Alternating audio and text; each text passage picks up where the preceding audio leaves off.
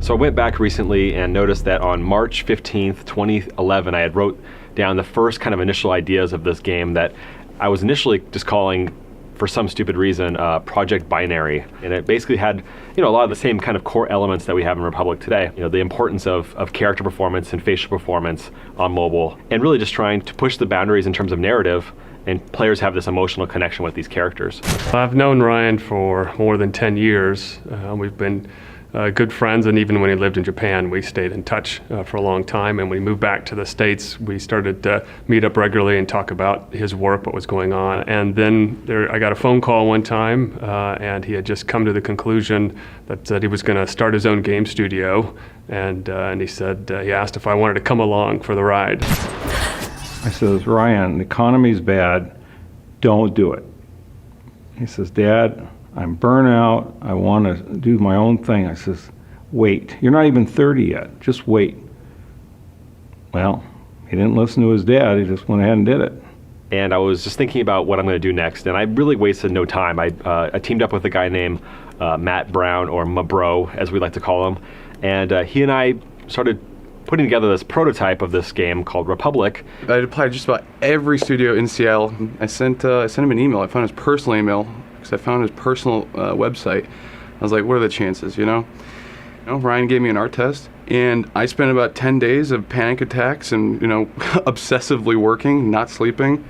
I remember the first time going into Ryan's apartment, and that's where we worked out of, and there was just one long desk, and I sat sandwiched between Paulo and Ryan, right in the middle, and we just kind of squeezed in, and it's like as much as any startup could ever be, right? Working out of a bedroom on one desk together.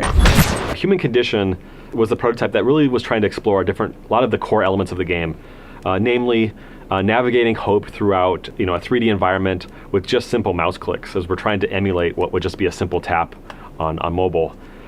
We wanted to experiment with the ideas of viewing from different surveillance cameras that you can then either manually switch to, or that as you're moving hope throughout the environment, they start to auto switch, like those classical survival horror games.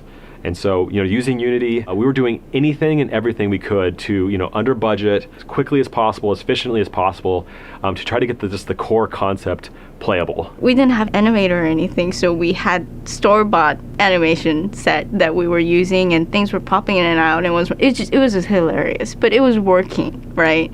And the whole point of it really was to test out if we had a great game idea and to see if it was actually fun. It was not really a game. It was more like experimenting different game designs, trying to figure out what could be like the best game that we can do for like touch devices. So it was really fun because it was like this kind of like humble beginnings. It was just like at the beginning it was just Ryan and I crunching together, like trying to figure out like what was the best ideas for the game. Ezra actually started right after me, probably at the same time, and he was still working at home because we didn't have room for him because we didn't have enough desks at that time. And he just took the reign and just started making things happen. He'd just like hole up and just build stuff, bang stuff out, and come back, and we're just like wowed by how much progress he was making. From the first day, you could just the whole vision of Republic really started to come together when Ezra came onto the team. But Ezra being just this prolific creative guy, was just all night he was going. He never stopped. We went to one of our industry colleague friends, and we had a very sobering discussion with him. He basically said, I get all of what you want to do, but in this day and age, that's impossible. If you want to do this type of game in the budget that you're talking about, you're going to have to sell your soul. That's the way that the business works. And nobody's going to give you this money so you can then walk away with this IP that you've created and then do what you want with it. And we're thinking, okay, we're running out of money. What are we going to do? And I remember specifically looking on my iPhone and just looking at the news, and this was like the day after Double Fine just went nuclear on Kickstarter. Prepping for GDC was really the first time that we were going to start talking to people outside the small core group. So we were talking to other game developers, we were talking to journalists. We had a lot more people. We're hustling and bustling, and we were working I don't know exactly because it never stopped. The team is crunching like crazy, and we knew about a week before, 2 weeks before GDC that we weren't going to do everything that we wanted to do.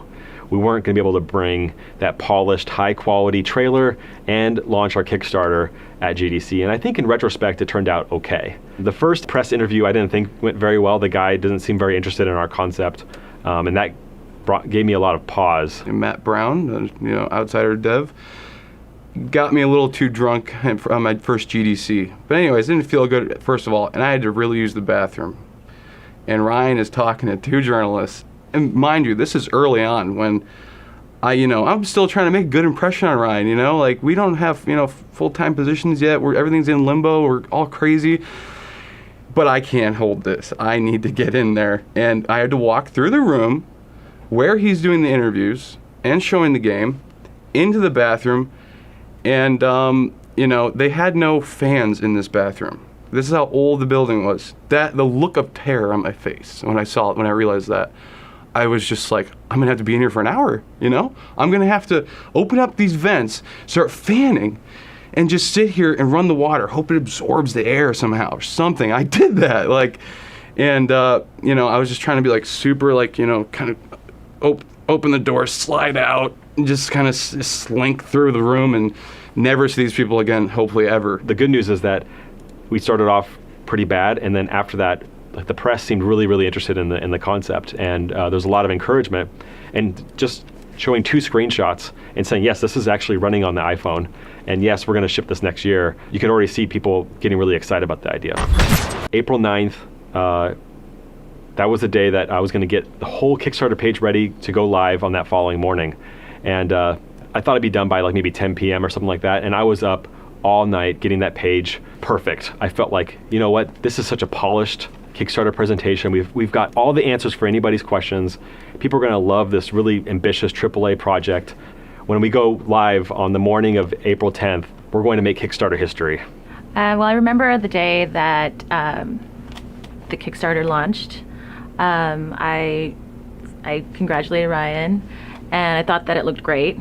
And next thing I hear from him, he's like, yeah, that wasn't a very good day.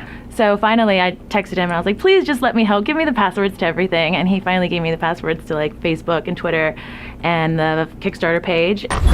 When the Kickstarter first week didn't start off as fast as we anticipated, then we were slowly becoming demoralized and we weren't sure how this was going to end up, because in essence, Kickstarter was our second attempt to get outside objective feedback on what was going on. So we had a great GDC experience, and then we went into this lull with Kickstarter. I still look back, it was one of the more exciting months in my life. It was like a Super Bowl that lasted for a month. And the excitement and, those disappointing days when it did $800 and we got to get to 500,000 in 30 days. How are we going to get there? I'm sleep deprived. I'm super stressed out. We've just been crunching literally for 4 months straight. Actually before that too. We're talking maybe 5 or 6 months. My personal life is in a total mess, and I need help. And I one of the things I didn't do, again, because I expected our Kickstarter project to go very well, is that I didn't make a plan for the 30-day Kickstarter campaign.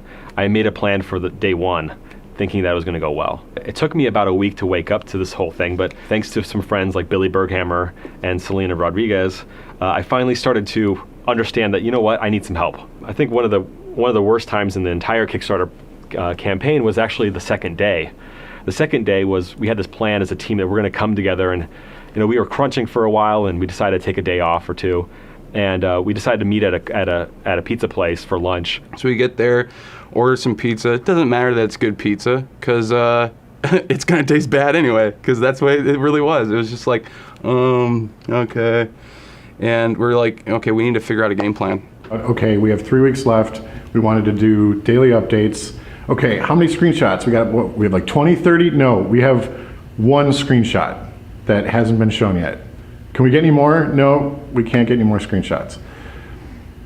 Awesome. Ryan was kind of obsessed with NeoGAF, so a lot of his comments had to do with something that he read on NeoGAF, and a lot of things that he was reacting to had a lot to do with things that he read on NeoGAF. So I decided to dabble. What can you tell me about NeoGAF? NeoGAF. Nothing. I have no idea what you're talking about. Every morning, it just became my obsession to check NeoGAF, and I would send Ryan things that I saw in NeoGAF. He's like, "Who are you right now?" After some of the announcements, some of the things that we were doing, we started gaining more traction. The Keep Hope Alive thing, I think, helped a little bit. But when we announced PC, we saw a big spike there. When we announced David Hayter and Jennifer Hale, that's when we really saw a really big push.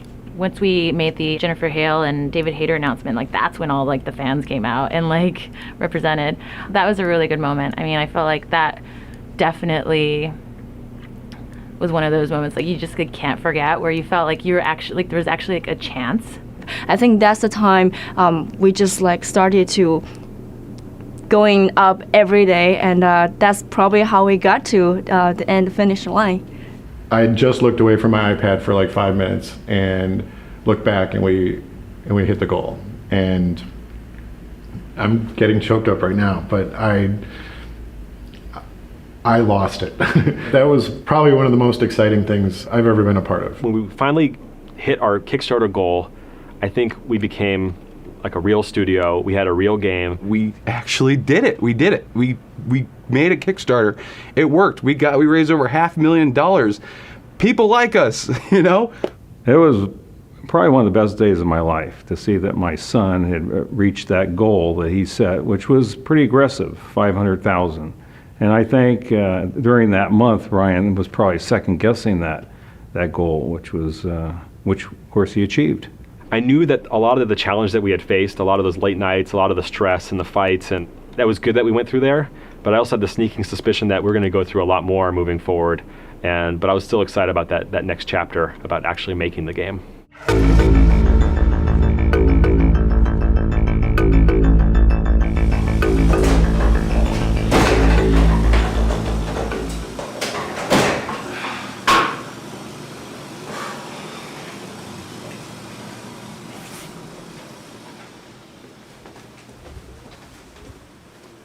Camouflage is a shithole. It's a total shithole. Well, up until recently, we had periodic power losses. My first day here, I walked past the building because I thought it was abandoned. I think homeless people come in at night, sometimes use the bathroom, but I'm not exactly sure. For the first 6 months, the urinal didn't flush, it more just stirred. But we love it. It's our shithole. And I've come to love the mold in the back. I think yesterday we had a chair war. People were missing chairs and stealing other people's chairs. It's a little volatile, but I would say overwhelmingly camouflage that's where we shine, is our spirit. You come in the first day, you will be family. There's a lot of, fun moments, and there's party times, and there's stupid jokes we all made together, and it really feels like we are a family here. I think going into episode 1 is really trying to take a deep breath, have a big context for appreciating what all the hard work the team has gone through. I think we reached the point where we can say we have a kick-ass game. A prototype is a very sacred period of time when you decide and figure out what makes your game fun. Now, if we were a $10 million project or $5 million project or whatever, I think we probably would have spent twice or 3 times as long in prototype to understand what the game really, really is before we go and pitch it to whoever we need to get the money for it, right? There was a rush to move from a crucial prototype phase to a proof of concept phase in order to introduce Republic to Kickstarter. Ultimately, I think it was smart that we exited prototype, but we're paying for it right now, trying to ship episode 1. We are literally weeks away from going to alpha and then beta, and we are still figuring out what the game is, and it's extremely scary time right now. We had intended to actually put out essentially what were 10 episodes, or a 10 episodes worth of content.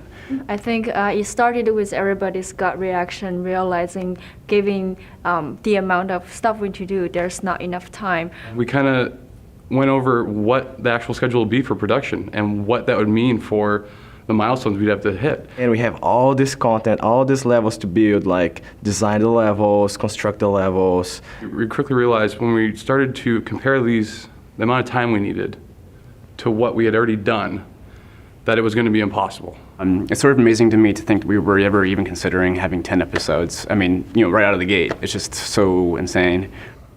Because this is my first time on my own having a company, having to make these really big decisions that impact not only the creative team but the entire company, is that it's very dangerous to have somebody like me on top, because I'm in a chronic, optimistic person. I underestimate everything, right? I underestimate how much money it's going to take, how much time it's going to take. His philosophy, as far as I've always understood it too, is that he doesn't want to be constrained by the technical limitations of the technical side of things. So he doesn't even want to really hear what we can and can't do. He just wants to say what he wants, and we have to figure out how we can get there. Because we have such a young group of folks here too, I think a lot of folks don't have necessarily the background to say yes, we can do this, we can't do that. So it actually works out, I think, to his favor too, also because these young people are very motivated, very talented, very hardworking, and they're willing to just push and push and push. We really didn't have a staffing issue. People are throwing themselves at the project, could be students right out of school, interns, professionals, just trying to be a part of this experience. I was coming in really nervous, I thought it was going to be super formal, but these guys are super chill, and they were just so this is what we want you to do you want to do it? And I was yeah. Since I arrived somewhat late in the project, a lot of the core foundation of the game's code base was already there, so I've been doing lots of bug fixing and helping make tools to help designers. We've had people helping us out in Japan, in Canada, here in the United States, all across the country. The most difficult thing about making this game is because there's nothing else we can look to for inspiration or guidance or reference to figure out how to solve a lot of the problems that we encounter when we're trying to design this game. It makes a vocabulary of discussing it difficult because there's not a lot of other games you can point to and say, hey, it's like this. You can talk about your inspirations, but you don't have a way of discussing the features and systems and, in general, the types of experiences you're intending to create, because it is something completely new, completely different. Switching between cameras instead of actually controlling a character with the camera fixed behind him has brought up some interesting design issues. Where the player does not directly control Hope. The player is not Hope. So she does not act directly based on the player input, but kind of interprets it and works with the player. And that's been a challenge to try to convey that and also make it so Hope has very believable reactions to when the player directs her to do something. Hope has one term, she's what? And I use that anytime she needs to do a take. So she'll always turn the same way. Yeah, you might notice a bunch of repeats. People who look very closely will find repeats of animations here and there. POI is kind of our system for giving players more details about the story and the world that they're traveling through. On a development side, it's a huge task. It's a multidisciplinary feature that requires art, it requires code, it requires a lot of designer work. We are essentially letting the players slow reveal, all the cool things that the game has to offer, from network abilities to new rooms, new items, new cool ways of experiencing the world, and really just letting the player just dig deeper and deeper, really enrich their overall gaming experience by just seeing the world in new and interesting ways. Well, I didn't really have much of a game background, but I do have, somewhat extensive experience in Hollywood. We just kind of lock ourselves in a room for a weekend with coffee and just back and forth, and we get up, we get a moment of inspiration, we write something on the board, and we sit and we stew on it, and then Monday morning I'm feeling pretty good about what we got done, and Ryan comes in and he turns the whole table over and says, all those ideas sucked, let's go again. Back in 2008, on an unannounced project, I was a director of an episodic game at one point that was canceled. And so this is something that's been ruminating in my head for the past 5 years. And it is kind of nice that we've returned to that idea. We were writing a really great game and telling a really great story. But as you know, the story is about Hope, and it's sort of Hope's journey from incarceration to freedom. And we have such, I think, great supporting characters, and we've got really great, awesome voice talent, to play these supporting characters, that we tried to maybe open up the world a bit too much, and focus on their stories and their journeys. And what we were left with was something that was, I think, really fascinating, and with a larger budget, maybe next time around. But it was just a bit too unwieldy for us, I think. I think one of the reasons why game narrative fails oftentimes is because game studios are tasked with creating an 8 to 10 hour epic story, and meanwhile, like Hollywood is focusing on 90-minute to maybe 200-minute epics, and they can go over it and in one sitting check and see where the story's making sense and where it's not. Where in games you have to do that over the course of days sometimes. Once we saw that this really cool model and people getting excited about episodic content done right, was when we started thinking, hey, we can maybe do something like that. And so now with our shift to episodic, we can just focus on like a 90 to 2 hour experience each time, see where things aren't making sense and fix them, and then move on to the next thing. We've got a strong first episode, and I think it ends in just the right way. It'll leave you wanting more, hopefully. But yeah, it's just the tip of the iceberg. One of the bigger stressors, I think, on myself and Jeff has been going into these meetings and pitching Republic to various people or just friends and asking them how they would monetize our game in a way that is fair to us and to the consumer. And you oftentimes hear what's your ARPU strategy or whatever? Like, how are you going to monetize a maximum amount of money out of people? How are you going to get your whales? How are you going to get the people that are going to spend 6 figures into your game? A lot of us came from hardcore game background and then doing premium games and then console games, right? So when it comes to monetization on iOS, everybody have a very negative attitude.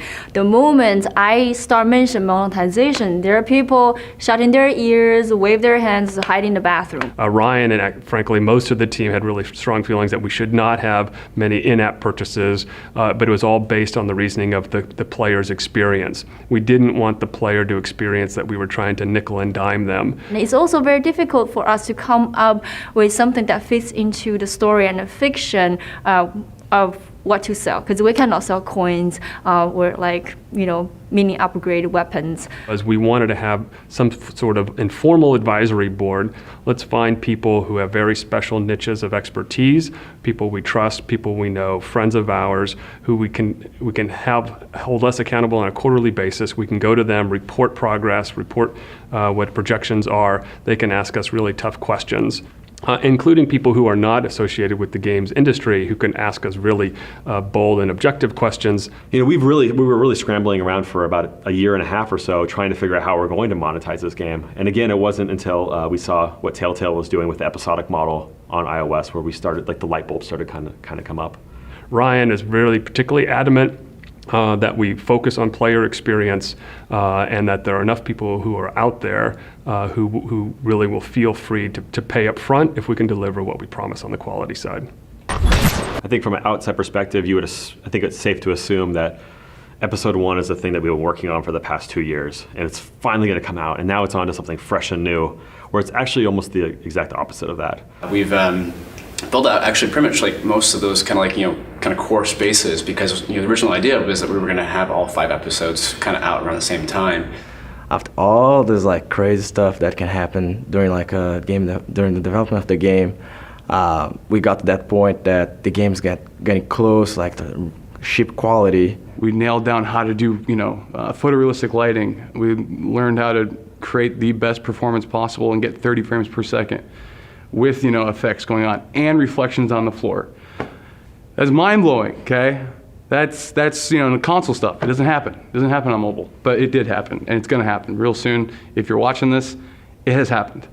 And you just suddenly see, rather than a couple things trickling in every once in a while, then suddenly entire rooms are coming online. Every day you see something large, changes coming into focus. Going from episode 1 into episode 2 is something that, to me, is okay, now we're looking way back into the production, and we're finishing what we started. And then I think when we get to episode 3, even though that's already blocked out and we've got a lot of concept and a lot of the art is already working and the design system's already figured out, that seems like a really new and fresh challenge for me. At this point, it's going to be optimizations. It's going to be getting more bang out of our buck. As we get closer, it's very surreal. I don't know what's going to happen. And the more the team sees every day the progress of that, then the enthusiasm really starts to bubble over. And then, of course, when we come up actually to ship, we're going to be on pins and needles for sure to see what happens in the end.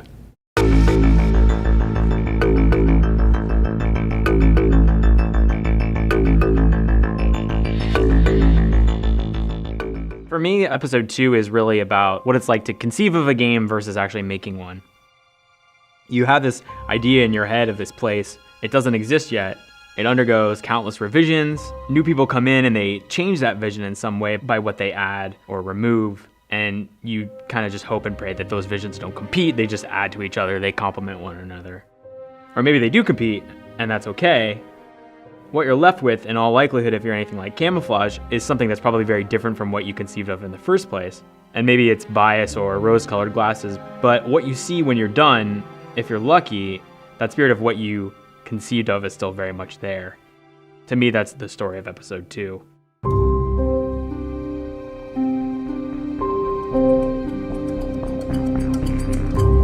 Episode 2 actually started off as our vertical slice, which means it's the first kind of ship quality environment, space, gameplay experiment that we did as a team.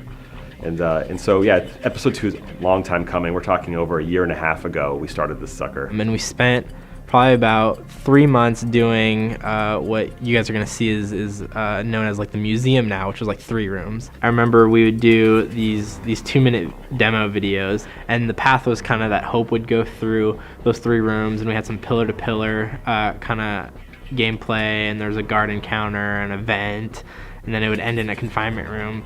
And we would just go through and like polish that like 2 minutes of gameplay. And my job essentially every morning was to get here before the team and play through the build. And in my opinion, it succeeded. I mean, it taught us everything we need to know from a shader standpoint, from a vert limit standpoint, from a designer like integration standpoint, how to work with designers for creating content. We cut a lot of our tech on that level. We cut a lot of our young talent at the studio, a lot of myself included, kind of got their first experience in the games industry on episode 2. Of course, later on, we added many, many more things. And this area, which at the time we thought was very much indicative in quality and polish of that final product, what we at the time thought was going to be this whole game, before we were episodic, before we were this huge project, that was only a tiny, tiny piece of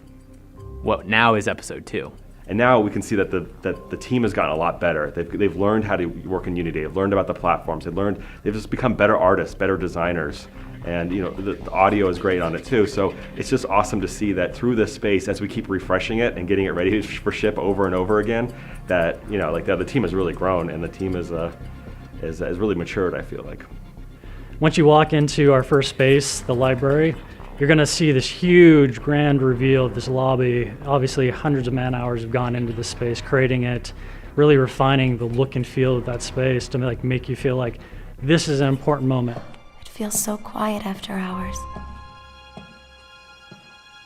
It used to be filled with books. It also does a significant amount of storytelling and set dressing. As you walk through it, it gets darker and darker. Like the interiors get darker, the lighting becomes more dim, it becomes more noirish and stuff.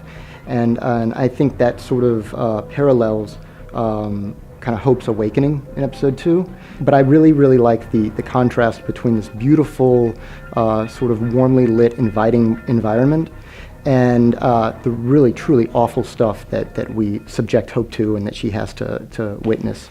For this episode, I feel we've got more of a focus on developing who Hope is, her character, as well as other characters that are in the Metamorphosis world. So in episode 1, we had a lot of sort of setting up of a bunch of different chess pieces. We had Mireille, Derringer, the posthumous Zager, obviously Hope, and we see them only through like their very kind of specific lens in like a couple of scenes, and Hope in particular doesn't have a whole lot of personality. Now she's in a much more immediate sense of danger. She's escaped interrogation. She's kind of on the run. She needs to go see the librarian, and I think the stakes are going to get a lot higher, a lot quicker.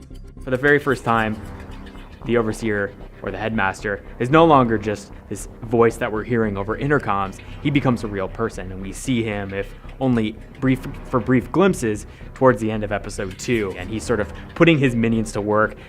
Things are being set in motion, and we're starting to gain a real sense and appreciation Also of the conflicts that exist between these characters whom we were only introduced briefly to in the beginning of episode 1. You know, Derringer, who we knew was kind of a hard ass maybe in episode 1. We actually see him murder another character, one of Hope's friends, and by showing that, I think, you know, we raised the stakes in at a pretty significant way. At Camouflage, we sort of pride ourselves on having something like a flat structure. And it's allowed people in different departments to sort of to intermingle and work with other departments. And so, you know, I would write a cinematic and then get to work, you know, firsthand with Caitlin and Melissa and Kevin, the other animators, on sort of bringing these cinematics to life. It's interesting because a lot of people feel like with motion capture that all the work is already done for you, everything's all laid out, there's very little to do, which is not true at all. Yeah, it's the complete opposite, because the computer doesn't really know what looks good. You still need that artistic eye to go in there and make things look really, really nice, really, really believable. When you write a game script, as opposed to writing, you know, a movie script or a TV script, you know, all those sort of nuances that you want to get out of your characters, you've got to get in post. You know, you're not going to get them on set. You know, the actor will go and record the VO in a booth, and then you have to build the scene from that. Ideally with mocap, but if you don't have mocap, then you kind of have to, you know, start from scratch, and that's what Caitlin had to do in many cases with the cinematics in episode 2. Well, episode 2, when we started, the spaces weren't actually finished. I mean, for some of the areas that we had to have the cinematics happen, they weren't even thought of, like thought out. There was nothing, there was kind of a general idea.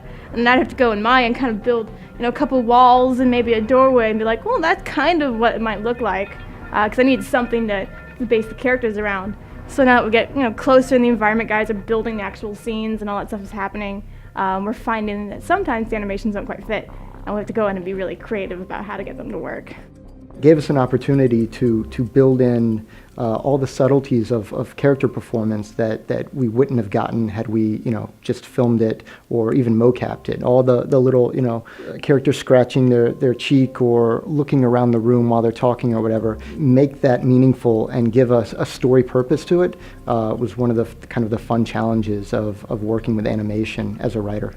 There's a magic to the games that I think Republic takes its influence from that maybe goes underappreciated. You know, people talk about 8-bit games or 16-bit games or whatever. Episode 2 originally started off as our idea to bring back a lot of the things we loved about the 32-bit era and those games, those survival horror games, those weird like Sega Saturn games that were like really trying to struggle with 3D and interesting perspectives. Just crude textures, pre-rendered backgrounds, that pastiche of like horror and stealth and sci-fi that kind of made itself like the standard in that era. I think that's something that's really special.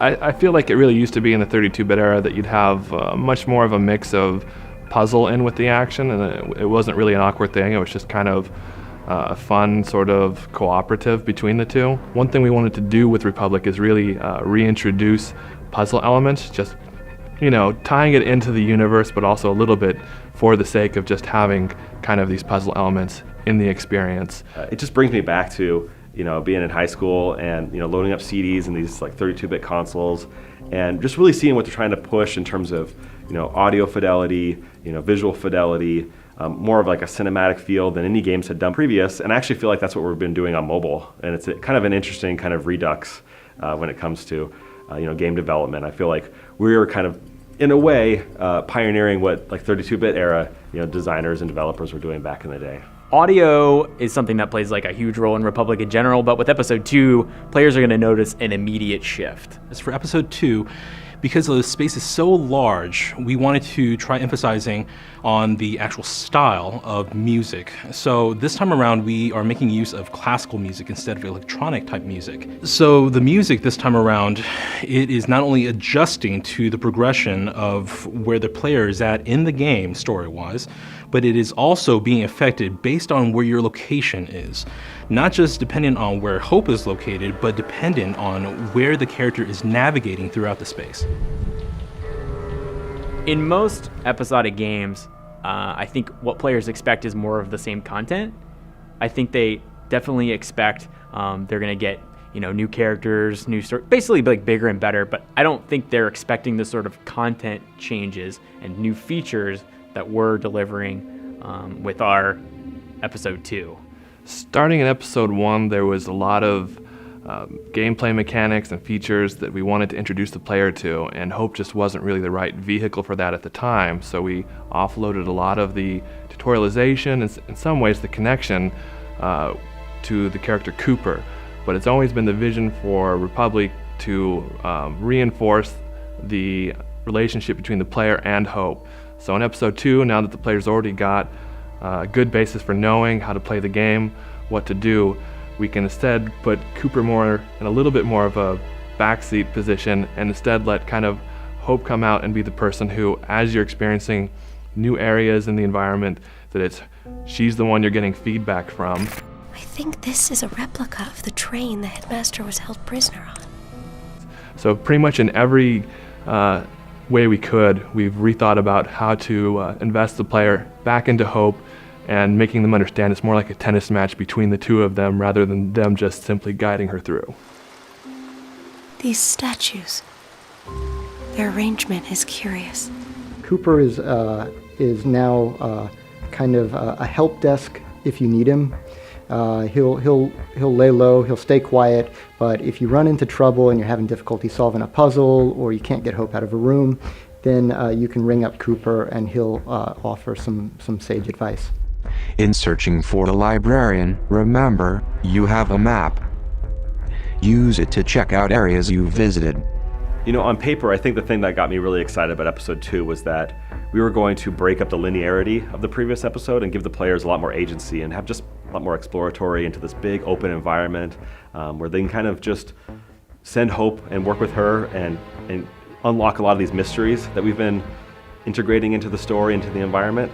And that's absolutely true. I think we've executed on that. In episode 1, we had a very linear approach in terms of leading the player and character Hope through the spaces, and part of that is because it's in some ways the easiest approach to discovering what your gameplay is. You don't want to have too many variables. You just kind of want to keep the player on a very rigid path as you teach them what they need to know. Now that the player already knows how to play our game, in episode 2, in terms of space, we've gone in, I guess as far the opposite direction as we can. If you're going to ask me like my one favorite feature about episode 2, it's that, and it kind of surprised me, but we had this idea of this roaming guard, like this new shock guard that would actually be impervious to Hope's taser attacks, but also be able to attack Hope and basically knock her out. And they're on these random patrol paths. So what ends up happening is that, by definition, I feel like stealth action games are oftentimes these kinds of calculated, almost methodical and mathematical gameplay encounters. But what these new shock guards do is that they're like these sequence breakers that just bring a huge random element into the environment and into the encounter and get players just nervous about, almost like in a survival horror game, where's the next zombie going to come from? I think one of the things that we didn't anticipate that's actually turned out very much in our favor is having the ability to go through and take the things about episode 1 during the production of episode 2 that we didn't like and sort of adjust them and sort of retcon out things that we weren't happy with that we couldn't address because we didn't have the time. We get to put out a contained piece of gameplay. We get all that feedback, not just from the critics, but more importantly from the players in terms of what they feel is really working and what's not.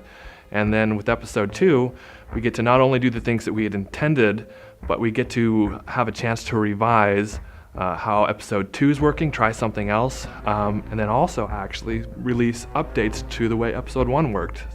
Design is always changing, everything's always changing.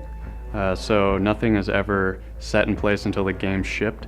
And so a lot of the work that we go in having to redo is for the better. And so although it could be frustrating at times, it's needed and necessary. We're making all kinds of new decisions, adding new game objects to each of the levels. We're adding new features, new ways to interact with the world. And it's kind of all about this whole idea of the game as a constant living kind of service, and we're trying to like continually, add to it and modify it.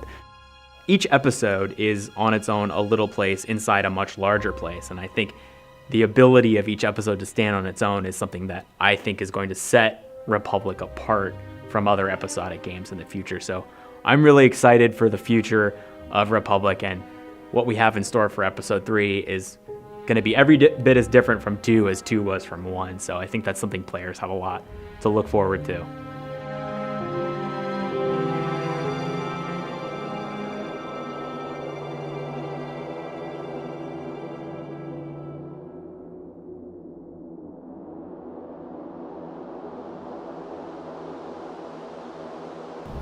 The interesting thing about episode 2 was that it was all about a library. It's pretty quiet.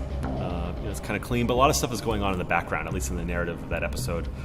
Just like in episode 3, where everything's out there for the taking for the player to see. It's just like that within the studio as well. Total chaos every single day. This is, I think, the 3rd summer in a row, and I'm getting real tired of it. We need an AC unit that works, like really works. It isn't just this kind of like damp. Think sauna. Think arms sticking to desks, 93 degrees in Washington, which never happens. We've packed even more people in there. It's been hotter than ever. We have more fans than ever. There's, construction this time that's, about like 20 feet outside our window. There's literally probably about like a 45-minute period every day where like all the windows and all the walls and doors were just shaking. The team's getting pulled in 10 different directions on a week-to-week basis, whether it's developing for the Fire Phone or for PC or for Mac. I would describe it as kind of like controlled chaos.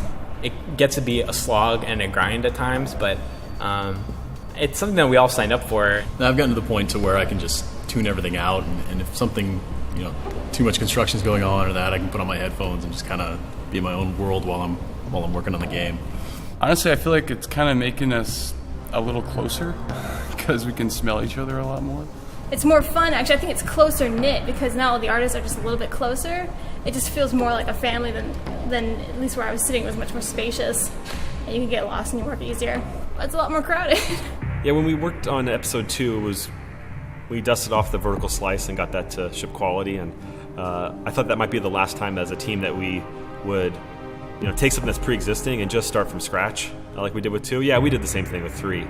While that sounds pretty radical and maybe not the best use of time, it actually, to me, shows that the team's got a lot of passion for what they're doing. We kind of all unanimously decided that we would start from the ground up. We would say, you know what, no, we're not going to tie ourselves to kind of like these old story ideas, these old environment ideas and stuff. In terms of the physical form of the level, it changed a lot, but the general idea of the way in which we were partitioning the level into these sections, and I think a lot of that still stayed the same. Before we had these spaces, but we didn't entirely know what was going to fill them, and then once I believe as Ryan Payton actually came up with an idea for the main crux of the space, we understood how the environment could better support that, and so we made those changes. We pretty much came up with 5 or 6 new pretty different areas that we concepted, gray boxed, set up encounters and designed pretty rapidly. Overall, the whole design team actually split up episode 3 between them, and we each got our own slice to kind of, prove the features we wanted to do or test out things, encounters that we wanted. I started thinking about video games like Night Trap and movies like Cabin in the Woods, and this idea of this whole area that's half double-sided glass, half sort of like Houston mission control area, and sort of came up with that space that you see when you enter the last third of the game. Personally, I had the Morning Bell space, and so this is kind of like the space where it's Maddie's domain. It's where all the staff writes kind of like the news articles or the more dishonest propaganda that the overseer has them put to work for. I think design's kind of begun to understand the art pipeline more, and that's helped us to make choices that I think relieve a lot of the frustrations they were probably feeling from a little bit of a chaotic pipeline previously.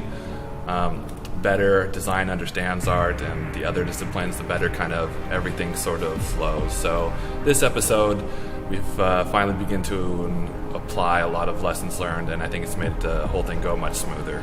The designers were working in tandem with us. They were being very flexible. If we said we can't achieve this because hardware limitations or there's not enough time, they were able to very quickly adjust their process, their pipeline, their story, their progression through the entire experience based off of our restrictions, and that was extremely helpful. Been a lot of sacrifices. I've had to see kind of my baby cut up over time, and we go from these huge spaces that are maybe a little excessive to now what I think actually feels like a really, really great space, but it's a fraction of kind of what it was originally.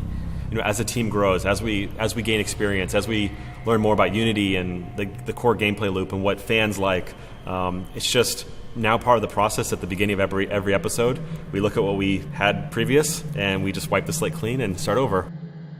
Episodes 1 and 2 were roughly 55 pages long.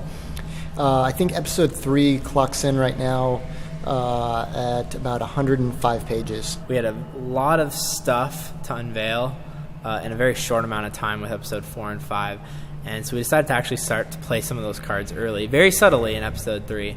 Hope is at probably her lowest point that we've seen her so far. At the beginning of the game, she just wants to escape, but as she learns more and more about her captors and the other people, her friends and stuff, the other precals that are trapped in this world, she begins to care more about their safety and their escape than even her own.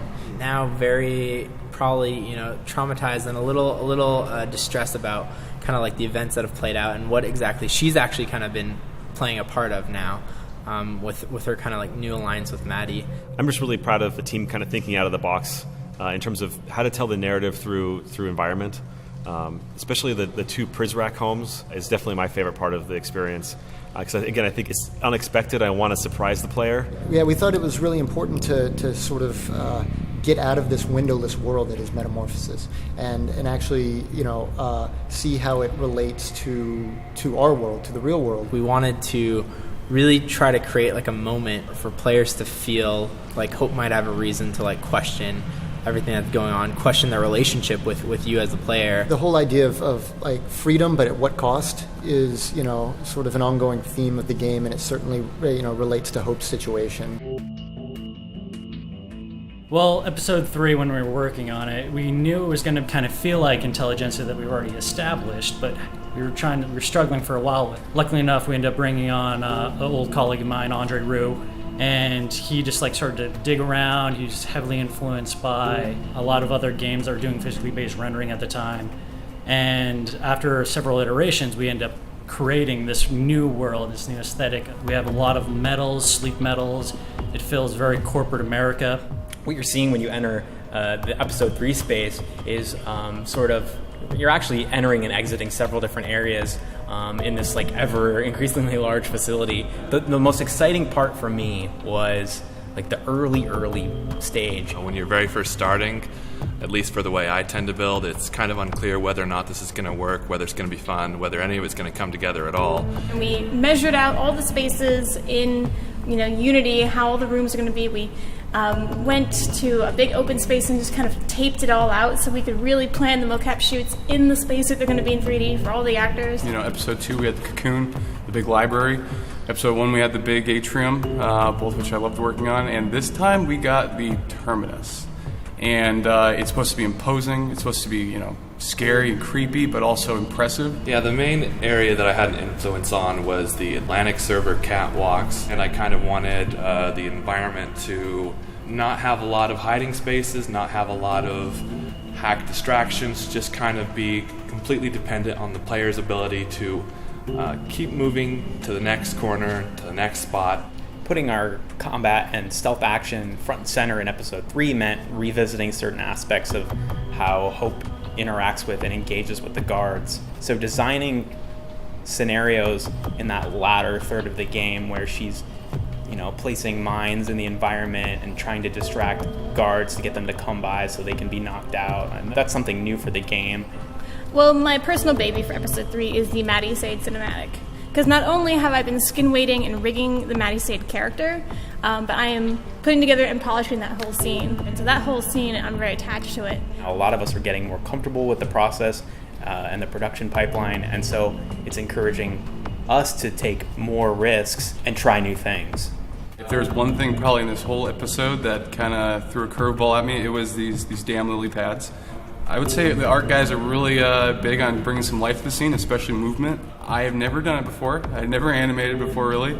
And I spent all damn day on these stupid lily pads that I am in love with now, and I hope everybody that sees them loves them too. If you find it and you like it, and you see them moving and animating all like lily pads in the water, send me a tweet.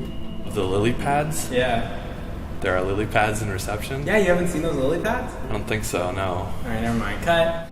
Episode 3, in my opinion, has been our best landmark that we've hit. And I think we have nailed it right on the head, and I cannot wait for people to see what we've come up with. The future is very bright for Camouflage. I think what we have planned for episode 4 is completely nuts, and I think exactly what we need to do as a studio. Republic is about to get ungodly weird. Episode 4 is going to be a major departure from the structure of the first 3 episodes, from I think from a gameplay standpoint it'll be a departure, and certainly from a narrative it'll be a departure. I'm, experiencing it almost along with the players. So for episode 4 and episode 5, I don't know where it's going. So part of the fun of each episode is getting that story and kind of getting to see it develop. What we do have in store for episode 4 is going to be something that I don't think fans are expecting. It's definitely not going to be more of the same. And I think by now we've established that with each new episode, it's best to expect the unexpected.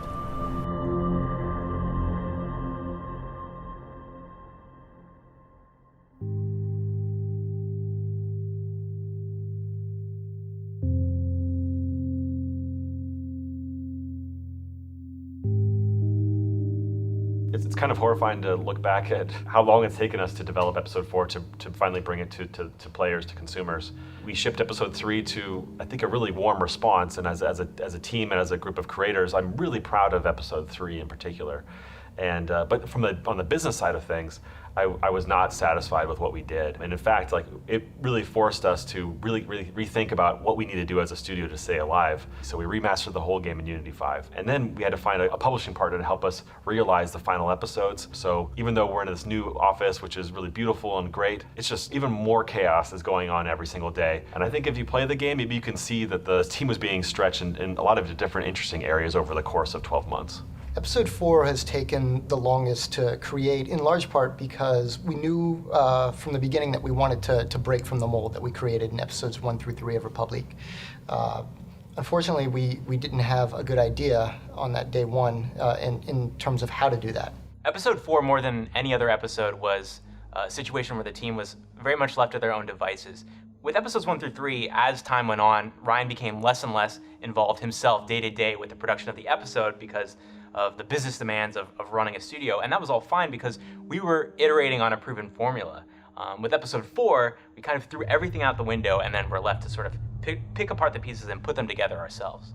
There were a lot of things that affected the development cycle of episode 4, but one of the biggest things was that we had a pretty high profile departure from a member of our team who was shouldering a lot of the creative work on episode 4. Thankfully, we found Slayton White. Slayton came in, made the episode his own, and the flow of the episode, everything just really functions perfectly. He's a very designer-minded, very logical thinking type of designer. And I think that's what this very amorphous, meandering episode really needed. Episode 4 is the first time I'll be with the team developing, and I think that actually lent really well to the episode because I didn't have any former thoughts on how to do things or how it should play. And we went through a whole bunch of, not bad ideas, but ones that kind of didn't fit the themes and didn't fit what Republic were about, including mechanical dogs, which we were calling DARPA dogs. I had always been talking to Brendan about this idea that I wanted to have this DARPA dog, or I want to have these animatronics that would roam around the garden and basically just viciously destroy Hope as you're going through this experience, to really double down on this whole survival horror, make it the most scary, I think, unsettling episode yet. And I think the team freaked out a little bit when we actually got, dev and design and animation and everyone down. The idea of going from 2-legged animations and kind of characters and AI stuff to 4-legged was kind of a little bit of a nightmare for them. I remember one phone call in particular I got from our team in Seattle. I was actually in Japan working on this deal with Gung Ho, and I was pitched this idea about how Hope would be wearing this mask, or all these children would have these different masks, and they'd be playing hide and seek, and that's what the game's really about.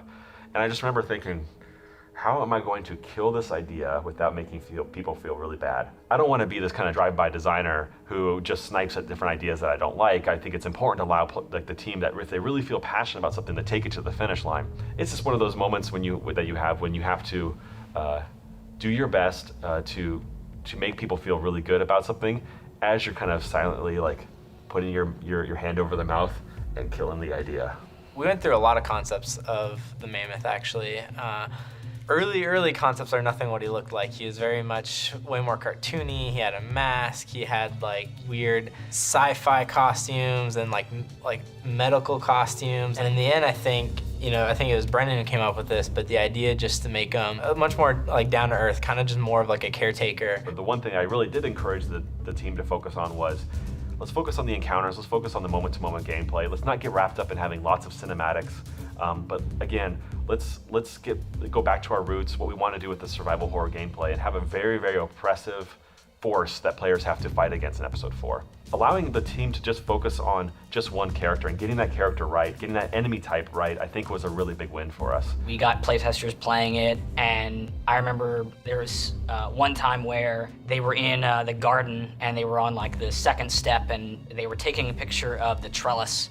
And they're taking this picture, and then they're like, oh, I bet I can move to my left and take a picture of another data point real quick, and then I'll get out of there. And they move to the left, and then the mammoth is just like running full speed at them. And then they break out of that real quick and try to get away, but it was too late. They got caught. And immediately we were like, yep, okay, this is the right direction. The artists on Republique have taken a very wayward path to get to the spot that they're in now, and we've learned a lot of important lessons along the way. Being able to create such a unique space in episode 2 that was so visually impressive, then moving on to PC and Mac and building everything from the ground up again, using physically based shading. So we were able to take those lessons and bring them back to us when we started episode 4, and I think it shows, because without a doubt, I think episode 4 is our best looking episode yet. I was expecting to get given something similar to what the previous episodes have been, and it was the polar opposite, and it was like, go for it, sky's the limit, huge, expansive outdoor environment, skybox I had to do, shaders for that, all the atmospherics, the effects. It's sort of a new environment that you're not used to. It's dark, it's gloomy, it's outdoors. This is a lot of unusual kind of fish out of water feeling about the space, and so it's something we really wanted to try and kind of play up a lot. I got a ton of freedom. I'd sit down with Steven and kind of go through these designer blockouts. We'd find a good spot for a screenshot that would allow me like a good view to give broad strokes and kind of the general idea and the mood, and then they just kind of were like, we want a moody force, we want it to be kind of creepy, and then they just said go for it. I would spend obviously quite a bit of time on each one and really like trying to think out about it and solve as many as the problems I could. But since then, I was giving those to 3D modelers with experience and with these really good environment artists. They take that, use it as inspiration or direct reference, and then spend so much more time on each little spot. They would use my image and my concepts as a general guide for the mood, so that stayed pretty on point, but everything just got so much better by the end of it. It's really cool to see it come to life like that. The ending cinematic for episode 4. That was my first scene I ever made, and I was pretty excited about it because I wasn't quite sure what to expect, but I basically got to work with all of the people there, like the animators and the designers, just basically like find out how to make the most of the ending and how to make it look super cool, and I really enjoyed that. 390. Stop there.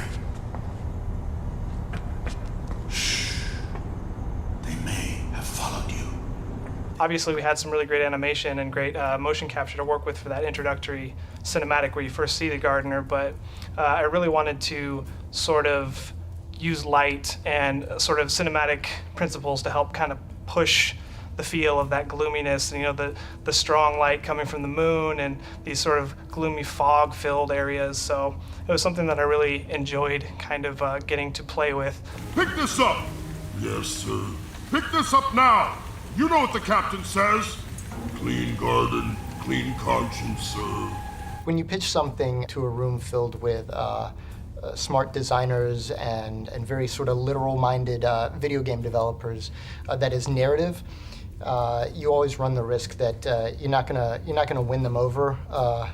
You gotta win over the head more than the heart. What we came up with was an escape from the grave, basically. He literally crawls out of the ground like the undead or like a zombie. And I thought, oh, this is going to play so well with the rest of the team. And of course, I walked into a room filled with devs and designers and our sound guy in particular, Dave, and pitched to them. And they all just sort of looked back at me, blank-faced. And I think I remember Dave just kind of shrugging, going, all right, well, if you're going to do it that way, fine, but, don't f it up. The real challenge was trying to get him crawling out of the grave. Because in mocap, when you're on a flat stage, getting anything vertical like that is technical trickery.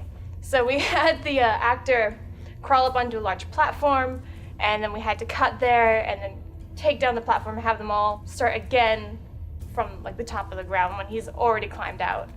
And then after that, we had to work with the environment artist and the effects artist to make sure that everything was lining up and that it was looking correct and it was looking, super cool. How do I look? Not bad for a dead man.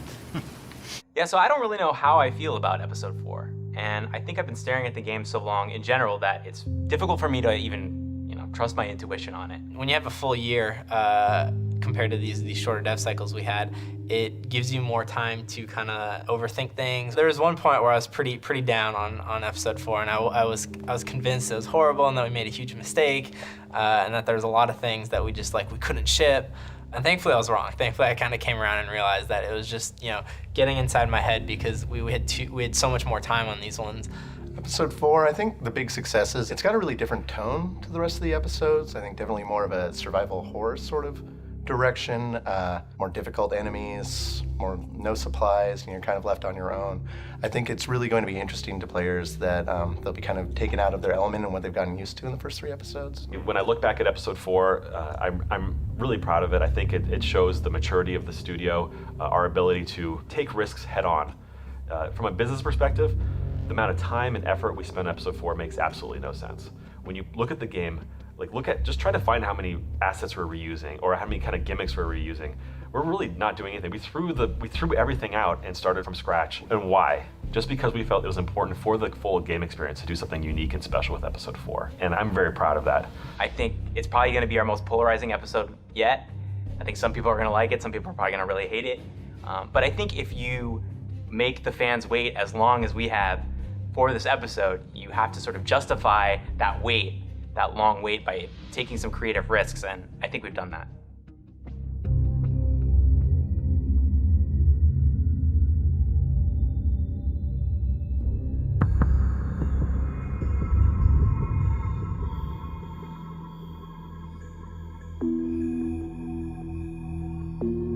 It's pretty surreal to be very, very close to the end of the project. When I think back to all the decisions, all the big moves that we made as a studio throughout the past 4 years, I keep coming back to this theme. If things had gone as I initially wanted them to go, we might not have made it. If we just did, from the very beginning, for example, if this was just an iOS game, the numbers wouldn't have lined up. I think the reason why we're still here, the reason why we're able to finally ship the 5th and final episode is because we've adapted over time. We've learned from our mistakes. And now is the time, I think, in the project, as we're getting very, very close, we're within weeks of final submission, to go through that cathartic process of looking back at what we did right, but really focusing on what we've done wrong and trying to learn from that. So yeah, when you ask the team what their strongest memories are of the project, and when they look back at the 3.5 year development of the game, a lot of employees will talk about Thanksgiving 2013. And we were figuring out how to ship our first game together, and for a lot of us, actually, it was probably our first game. We finally got to, I think, RC12, made it at midnight, so, we're past the board. It was now Thanksgiving, and we started the upload. We were pretty confident on that build. We were still playing it, though, while the upload was going. We thought we'd have, a perfect build, and then QA would find a last-minute thing. We'd make another build. We ended up staying up till 6 in the morning, taking turns sleeping on the couch. I think there's 10 of us left at that point in the night, and no one wanted to go home. Everyone wanted to see it through. I'm surprised most of our team members don't remember is that I had then taken the build down with me to Portland for that break. And I had called my best friend growing up, and I told him that this is what I've been working on all this time, and you should play Republic Episode 1 in front of me, and you're gonna really like it. It did not go well. I came back to the office on Monday morning and I told the team, regardless if Apple approves this submission or not, we're not done. We're working on this for another 2 weeks. I'm going to beg for forgiveness from Apple. And to their credit, they gave it to us, right? But we worked for another 2 weeks really hard, fixing all these extra issues, bugs, extra polish, and did that really final push that made it, I think, a really special release as opposed to something that I don't think ultimately we would have been proud of. For every game that we make, whether it's a new office or new employees, what that ultimately ends up being is a Band-Aid on an expansion that we're doing, whether it's moving to a new platform or upgrading our engine. It seems like every single episode that we've shipped, with the exception of episode 1, which had its own challenges, we took on more platforms. So now we're actually shipping on a variety of different platforms, which for a team that's only 20 people, it puts a huge strain on the QA resources that we have, the dev resources that we have. When we made the decision to transform the game from Unity 4 and Unity 5, that was a pretty contentious decision. The idea that I had, and it seemed like all the stars were aligning, was that Unity was prepping their big release, transitioning from Unity 4 to Unity 5.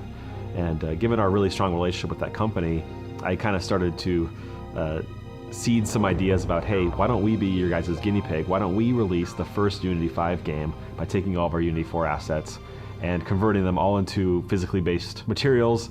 And again, not only to foster this relationship with Unity, but again, to give us a really sexy story for the PC version of the game.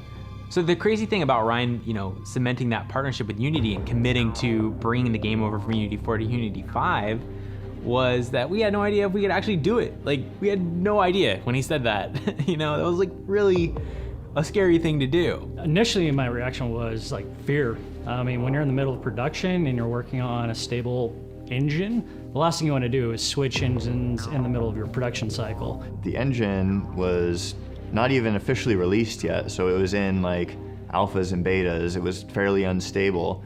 And we came back with something absurd, like almost like 9 months of reauthoring all the content. And we knew we had to ship on PC within about 3 months. So we had to reauthor the entire game pretty much from scratch. The brand new textures. We had to reverse engineer a lot of our mobile content because we had to optimize a lot of it. So we had to figure out a way to get back all of our source content. Even to this day, we're about wrapping up episode 5 on PC and mobile. And the blessing or curse, depending on how you look at it, by having a single pipeline is if you make a mobile update, you could be breaking your PC, PlayStation 4 content.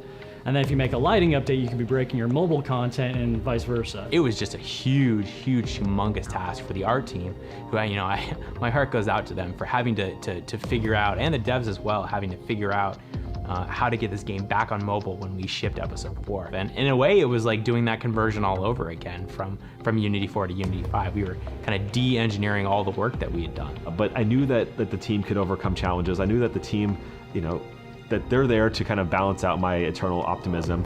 And so I think I got enough stakeholders to basically nod their heads in agreement that, yeah, we could probably pull this off if we work really, really hard.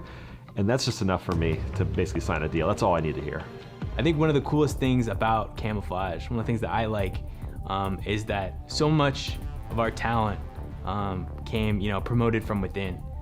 We have a handful of veterans on our team who've been really valuable, but a lot of the people that are in, positions where that might be considered like leads in other studios are people who started out here as interns, myself included. When I started here, I had no experience in the game industry. I had been bartending and waiting tables for 14 years. As an intern, you don't really know that much about like the code base, and you're still learning, right? You're still in school. So you have to ask a lot of people for advice and guidance on like the best way to go about doing something in this foreign code base. But over time, you start to develop more experience, and you feel more comfortable and more independent. Midway through the project, we had one of our senior engineers leave the company. So then it kind of fell on me and another really good programmer, Eric, who also started out as an intern, to kind of pick up the slack and help ship the game. And it's given me a lot more responsibility than I ever really thought I would have had at this point in my career. And I've definitely developed, a lot of expertise that seems very surprising that I could have done this much in this amount of time. I myself started here in QA. I did design on the last 2 episodes. There's a lot of ways that we grow in the company, but every time you grow, you're tested again. I just think it's become part of what camouflage culture is all about, is having a good balance of industry veterans and of young talent to keep everybody honest. And I think that they help us stay cool, stay fresh, stay hip to like what's going on, and also just be what young people should be doing, like questioning authority, I think, to a certain degree. So one of the big challenges with episode 5 wasn't necessarily even episode 5 itself. It was mainly that it was the first time the design team had split up, and we were tackling both episodes 4 and 5 at the same time. So there's long periods of time where Sladen and I would be on episode 4, and Feji was kind of like the one-man show on episode 5, holding down the fort, pushing forward, the cinematics and the gameplay. Really, the onus was on Feji to make sure that episode 5 delivered early on, and to his credit, he had an incredible scope for the episode laid out, from day one. Really, the big challenge in episode 5, from I think a design standpoint, was making sure that those two unique paths, those two branching paths that players are allowed to choose at the beginning, both communicated distinct, unique flavors of gameplay and story in each of them, but also felt equally satisfying no matter which one you took. If I remember right, we had like the Zegger path figured out very early on, but we actually struggled kind of like for a while with the Mirai path, and that one kind of came online, I would say 3, maybe 4 months like after the Zegger path did. We always had it there, we always knew it was gonna be there, but really like the whole process of investigating people and exonerating them for like these false charges Derringer had kind of like put upon them didn't come until pretty late in the process. Leading up to the development of episode 5, there was a lot of heavy lifting that myself and Brendan Murphy had to do. And that's because, more so than any of the previous episodes, episode 5 had to connect all of these threads that we had been creating for the past 3 or 4 years. So it was a lot of meetings, dozens and dozens and dozens of hours, sitting down with Brendan and Nathaniel, trying to figure out how we're going to connect all these pieces. And then also from a design perspective, bringing in Feji to go, okay, what's even possible in this time frame that we're talking about? From a production standpoint, actually, from where I'm standing, episode 5 was probably the easiest, because we took a lot of the systems that we already had, a lot of the environments we already had, and then we just added a new fresh coat of paint on them. So for me, episode 5, I got to kind of look at it as almost as a fan. I was like kind of excited that if I'm only even seeing it once a week, I can kind of just see how it's marinating, how it's ruminating, and becoming this thing that no matter what, it has to be awesome. It has to be great. It has to be a satisfying conclusion to this saga, not only for the fans and the players, but for this team.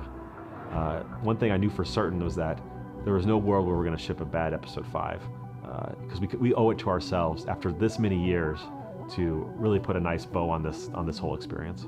We'd had the vision for the final cinematic or something like it for a very long time.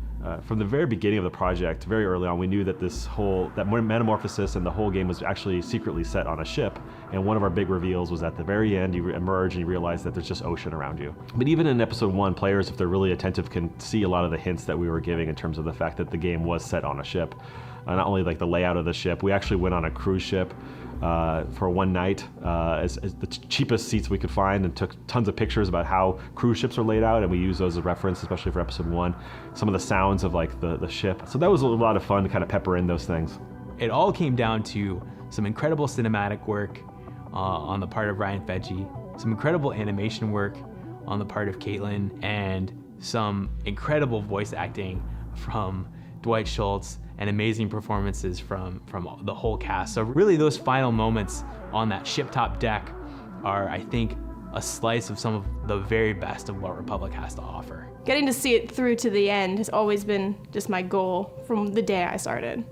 As I think about it, it doesn't seem real that the project's gonna be over. It's bittersweet. It's familiar. It's a very familiar feeling. You really have to stop and take a second to appreciate just how much we've accomplished. I've learned a lot about acting and motion capture and animation pipelines and all kinds of things I didn't expect when I started the job. And so as we're wrapping on it, I'm just like, yes, we did it. We completed the game. It was an amazing experience. I'm incredibly proud of Republic. I think it does really important things. I feel really proud of like what the team's accomplished, and kind of even on a personal level, having kind of come in, not having worked on a game before, and then kind of having all these like things kind of thrown on my shoulders. At the same time, you're kind of relieved to be working on something new because you've been working on this for so long. And I've never really started a project from the ground up before, so it'll be a challenging experience, but I look forward to it. I think the entire team, as tired as we all are, as exhausted as we all are from the experience of Republic, we can't wait for what's next.